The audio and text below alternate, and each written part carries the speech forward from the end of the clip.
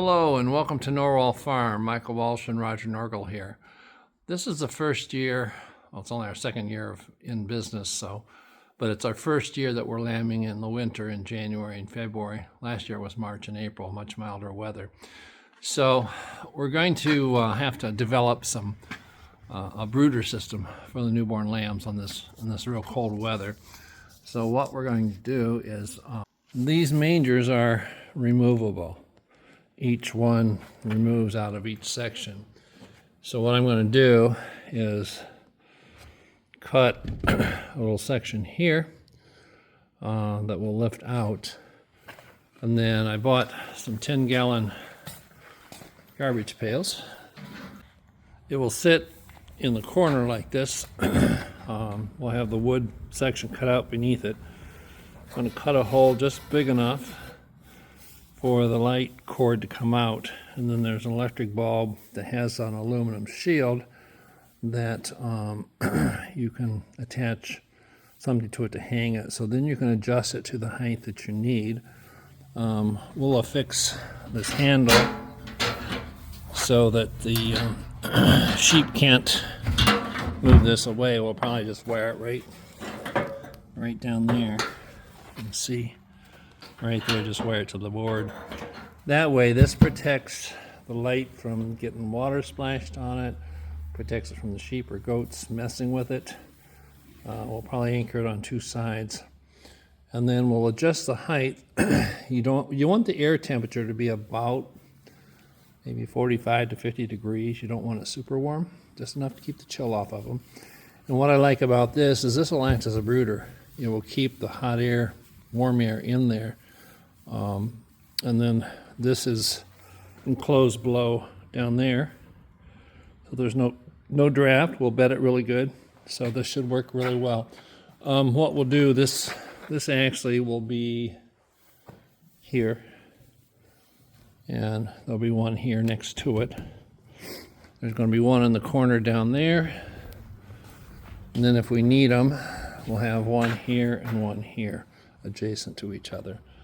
So that's the plan, and we'll get started. We're going to have to cut off the board first, and I'll just set the bucket up there and measure it to see how big to make it. I want it just a little bit smaller than the diameter of the bucket so that it will sit on there well and won't fall in.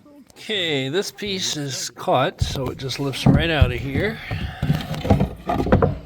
So if we need it, we can put it back in later for the manger.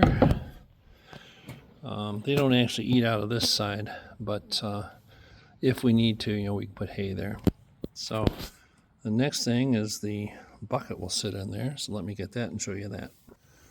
There is nothing across here to support this bucket. It tips.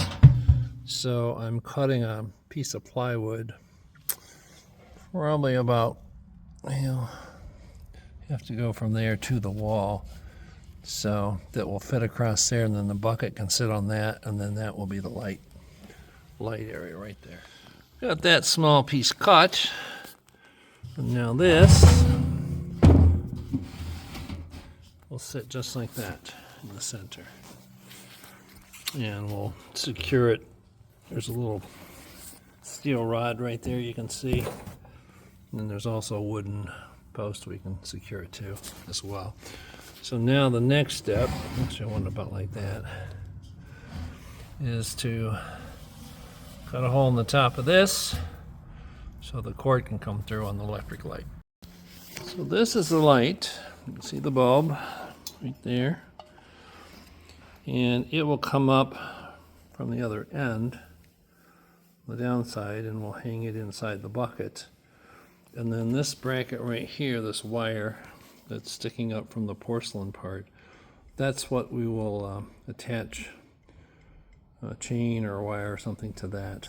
And we will adjust the height so that we get the height where the temperature will be, like I said, about 50 degrees under there. That'd be a good temperature.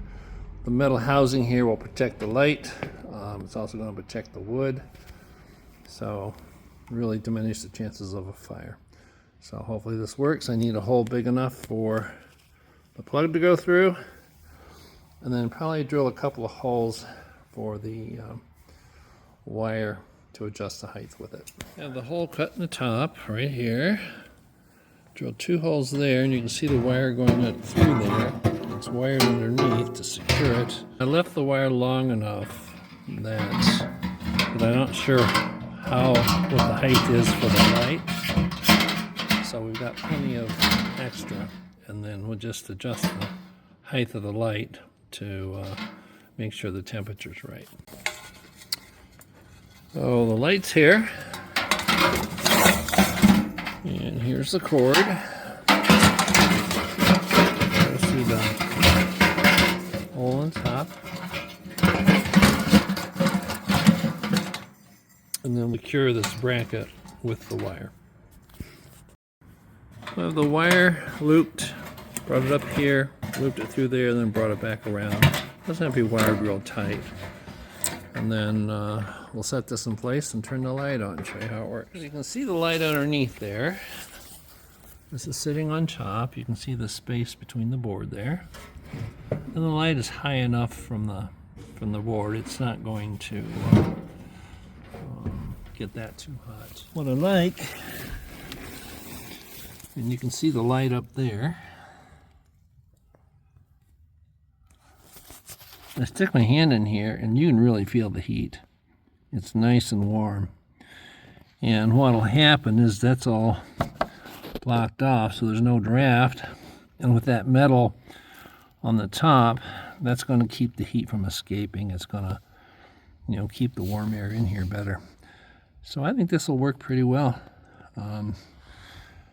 Like I said, we're going to make 3 to begin with. I've got 3 ewes that are due just back to back to back, and then when the goats have theirs, they'll be due real soon too. So you mainly just use it the first probably 24 hours, depends on the temperature. Once you get them dry and they're nursing, they can withstand the cold pretty well as long as you keep them out of the drafts. So this will help us on those really cold nights when it gets down to single digits or whatever. You can keep it, like I said, 40 degrees in there. Get them, get them nursing and get some milk in them and get them dried off.